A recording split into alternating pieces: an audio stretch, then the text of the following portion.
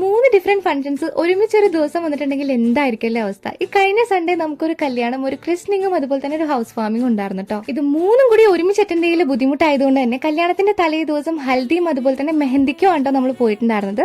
അങ്ങനെ നമ്മളിത് ആ പിറ്റേ ദിവസം ബാക്കി പരിപാടികളൊക്കെ അറ്റൻഡ് ചെയ്യാൻ വേണ്ടി പോവുകയാണ്. അപ്പൊ കല്യാണം നമുക്ക് മാത്രമല്ല ചേച്ചിയുടെ ഫാമിലിനെയും ഇൻവൈറ്റ് ചെയ്തിട്ടുണ്ടായിരുന്നു.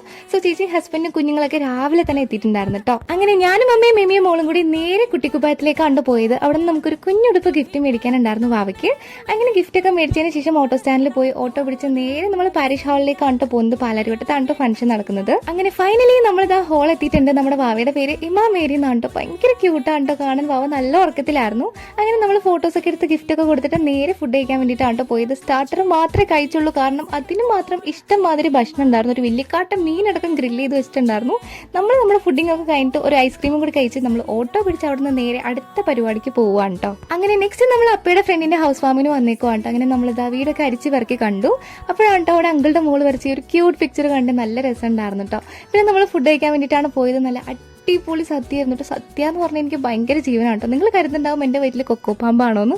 അല്ല ഗൈസ്, എല്ലാ ഫുഡും ഞാൻ ഇച്ചിരിയാണ് കഴിച്ചത്. പിന്നെ എൻ്റെ മെയിൻ ഉദ്ദേശം ഈ ഒരു പായസമാണ് കേട്ടോ. അങ്ങനെ പായസം കൂടി കുടിച്ച് പോരാത്തത് ഒരു പായസം ഞാൻ വീട്ടിലേക്കും കൂടി ഇതേ അടിച്ചു മാറ്റി കൊണ്ടുപോകുന്നുണ്ട്. അപ്പോൾ അത്രയേ ഉള്ളൂ. സബ്സ്ക്രൈബ് ചെയ്യാൻ മറക്കല്ലേ. ടാറ്റാ.